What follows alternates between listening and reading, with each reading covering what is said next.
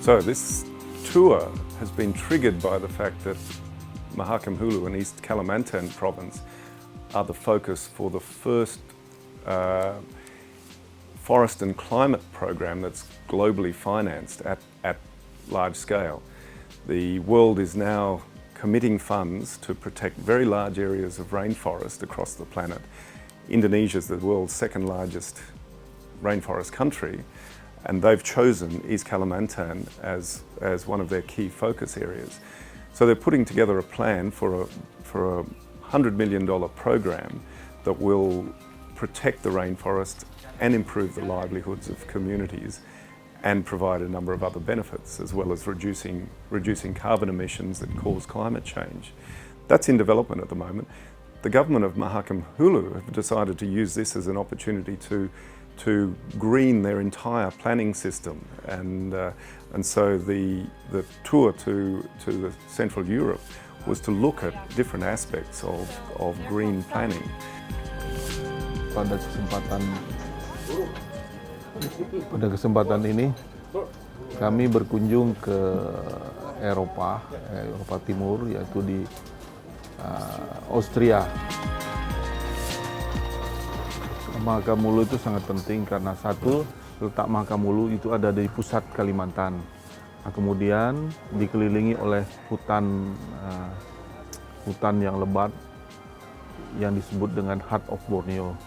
Nah, itu menjadi hutan ini menjadi paru-paru dunia karena mempertahankan oksigen dunia, sehingga perlu untuk mendapatkan kontribusi karena memperbaiki emisi karbon trade untuk paru-paru dunia.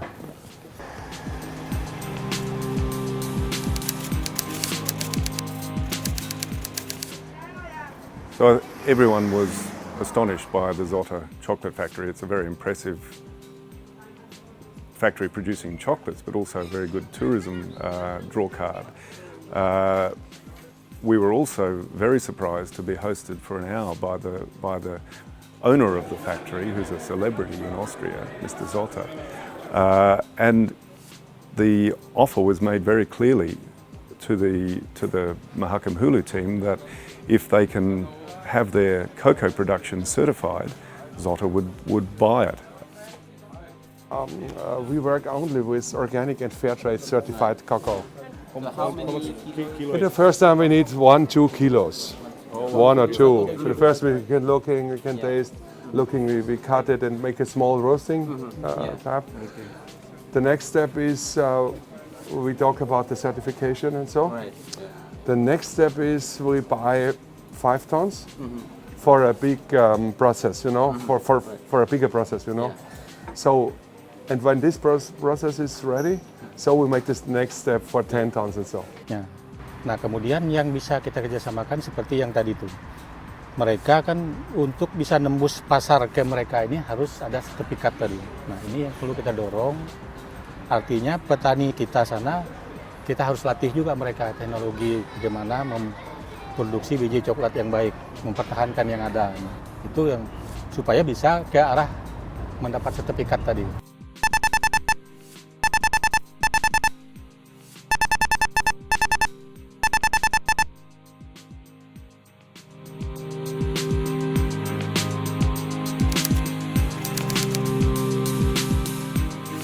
So Hofstetten in the Czech Republic was actually a much closer story to the Borneo village situation.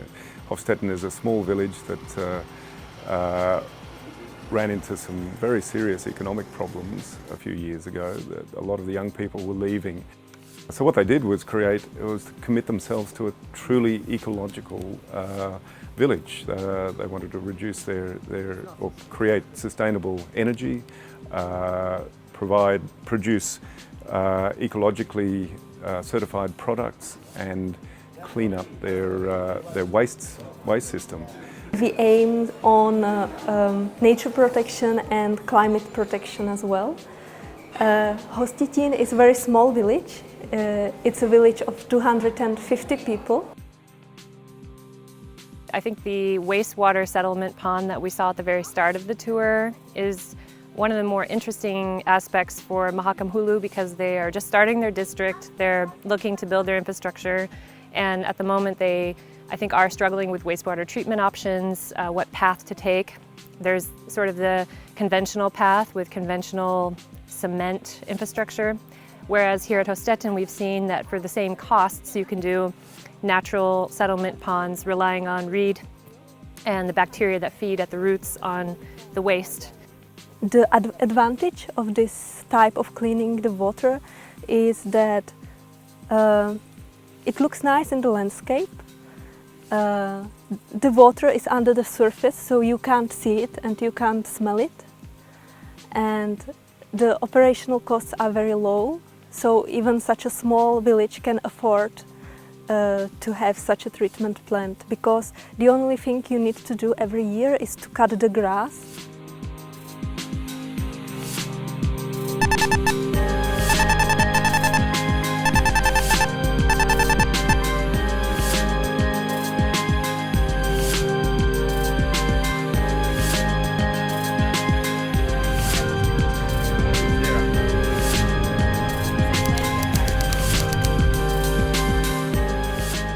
So we were hosted by the International Commission for the Protection of the Danube River, which is a multi-country partnership to improve management of the Danube. And they told us how they turned what was a very polluted river 20 years ago into what's now a river that anyone can swim in, and which where the biological life is coming back quite rapidly. This is the challenge in Mahakam Hulu at the moment, that they have a very pure river system, which is the largest in Borneo, but that purity is only at the top of the river system. It gets dirtier and dirtier as it goes down. So, and the main cause for that is sewage, lack of sewage treatment. I would say that what most people from the outside have perceived the ICBDR to be there for, in the first 10 years at least of its existence, was mainly pollution reduction. The ICBDR, just to explain what it means that we coordinate the implementation. The ICBDR is at the level A, the roof level, where the Water Framework Directive in particular calls for a basin-wide management approach. And that means that it's no longer only national boundaries that matter for developing management plans, but there needs to be a basin-wide management plan. And the ICBDR is the tool for the countries to deliver this management plan.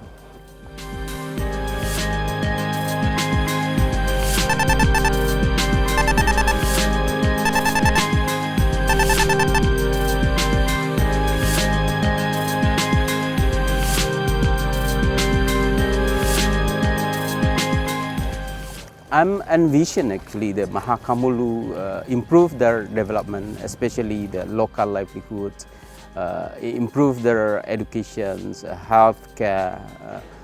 But in the meantime, they still maintain their forest. They still maintain their Mahakam Hulu River.